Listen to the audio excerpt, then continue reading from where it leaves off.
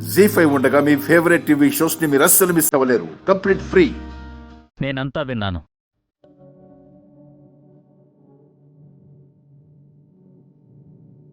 తనెవరు? నీ మేనకోడలు. నీ చేతులతో నువ్వు పెంచావు. తను ఎలాంటిదో నీకు తెలీదా?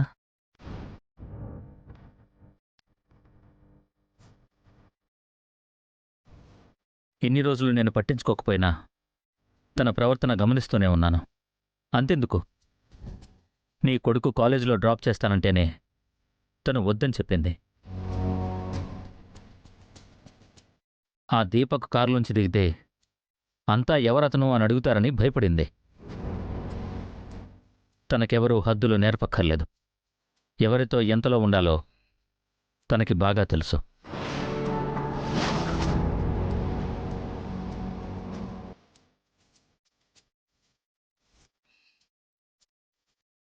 మొన్న కూడా నీ కొడుకు రాజుతో కలిసి వచ్చినందుకు నీచంగా మాట్లాడి అనుమానించాడు. ఇప్పుడు కూడా నువ్వు రాజుతో మాట్లాడుతున్నందుకు అనుమానిస్తున్నాడు. ఏంటి ఈ అనుమానాలన్నీ? అసలు నా కూతురు గురించి మీరేమనుకుంటున్నారు? తను క్యారెక్టర్ విషయంలో నిప్పు.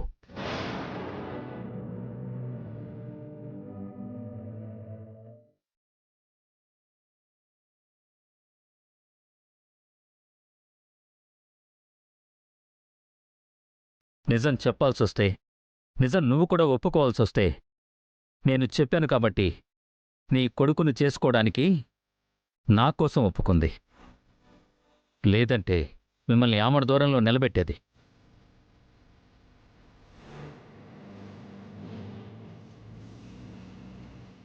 ఛీ, మీరిలా అనుమానిస్తుంటే నాకిప్పుడే మీ మీద అనుమానం వస్తుంది.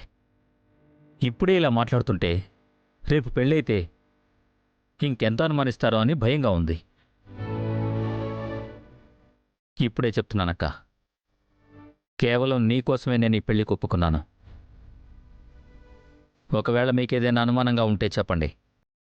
ఆ సౌదామిని సంబంధంలాగే ఇది తప్పిపోయిందని సరిపెట్టుకుంటాను.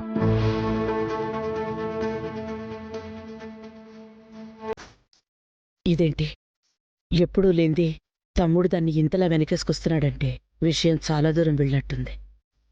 ఇప్పుడు ఎక్కువ మాట్లాడితే నిజంగానే పెళ్లి క్యాన్సిల్ చేయడానికి కూడా వెనకాడేలా లేడు. ఈ పెళ్లికి ఒప్పించి చివరికొచ్చేసరికి ప్లాన్ పాడైపోతే నా ప్లాన్ అంతా బూడిదలో పోసిన పన్నీరైపోతుంది. అది కాదు తమ్ముడు, అనుమానంతో కాదు, ఇప్పటికే రూపం మీద గిట్టని వాళ్ళెవరో బురద జల్లారు. అందుకే కదా వచ్చిన సంబంధాలన్నీ వెనక్కిపోయే.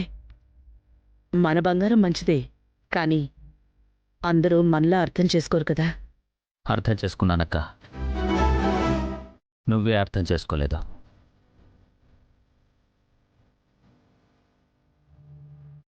తల్లి లేకపోయినా ఇన్నాళ్ళు నేను దూరం పెట్టాను. ఈ పెళ్లితోనైనా నువ్వు కన్నతల్లిలా చూసుకుంటావనుకున్నాను.